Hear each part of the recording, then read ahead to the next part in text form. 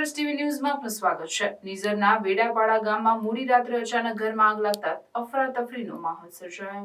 નિઝરના વેડાપાડા ગામની ઘટના। ચંદ્રસિંહ ગન્યા વડવીના ઘરમાં આગ લાગી। મોડી રાત્રિએ અચાનક ઘરમાં આગ લાગતા અફરાતફરી। આગ લાગતા ઘર વખરીનો સામાન બળીને ખાખ થયો।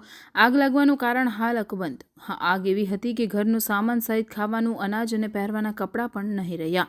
હવે ઘરનો પરિવાર સરકાર તરફથી કોઈ પ્રકારની સહાયતા મળે તેની રાહમાં બેઠા છે। રિપોર્ટર સરવર પાડવી, તાપી।